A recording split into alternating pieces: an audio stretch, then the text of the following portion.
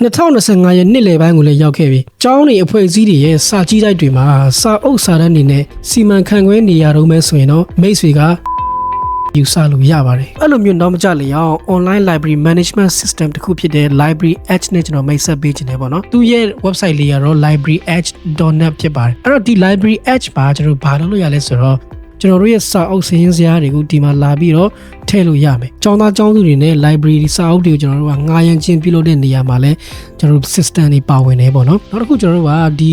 library edge ကကျွန်တော် community library တွေကျောင်း library တွေအတွက်ပို့ပြီးတော့သင်လျော်နေပေါ့နော်။အဲ့တော့ကျွန်တော်တို့ဒီ library edge ရဲ့ feature လေးကိုတွားပြီးကြည့်ရအောင်ပေါ့နော်။ဒီ library edge ကကျွန်တော်တို့ဘာဖြစ်လဲဆိုတော့ cloud based system ဖြစ်တယ်ပေါ့နော်။ cloud based ဆိုတာက internet ရှိုံနဲ့ကြိုက်တဲ့နေရာကြိုက်တဲ့အချိန်မှာဝင်ရောက် access လုပ်လို့ရမယ်ဝင်ရောက် manage လုပ်လို့ရမယ်ပေါ့နော်နောက်တစ်ခုကသူကအရင်မြန်တယ် responsive ဖြစ်တယ်ပြောချင်တာက performance ကောင်းတယ်ပေါ့နော်နောက်တစ်ခုသူကဘာလို့ secure access ဖြစ်တယ် library edge မှာ role တွေကျွန်တော်တို့ရှိတယ်ပေါ့နော်အဲ့ဒါတော့ librarian နဲ့ member ပေါ့ member တွေကလည်း member နဲ့သက်ဆိုင်တဲ့အရာကိုပဲ access လုပ်လို့ရမယ် librarian တွေကလည်း librarian နဲ့ပတ်သက်တဲ့အရာကိုကျွန်တော်တို့ access လုပ်လို့ရမယ်ပေါ့နော် library edge ရဲ့အကောင်းဆုံးဖြစ်တဲ့အရာတော့ကျွန်တော်တို့က mode switching ပေါ့ mode switching ဆိုတာက mode နှစ်ခုနဲ့အပြောင်းအလဲလုပ်ပြီးကျွန်တော်သုံးလို့ရတယ် librarian only mode ရှိမယ်ကျွန်တော်တို့ librarian plus patron mode ရှိမယ် librarian only ဆိုတာက librarian တွေရပဲဒီ system ကိုကျွန်တော်တို့ကင်တွယ်တယ်ပေါ့နော်နောက် library plus patron mode ဆိုတာက librarian လည်းကျွန်တော်တို့ပါမယ် member တွေကလည်းကျွန်တော်တို့ဒီစာအုပ်တွေရဲ့ summary တွေစာအုပ်တွေရဲ့ detail တွေ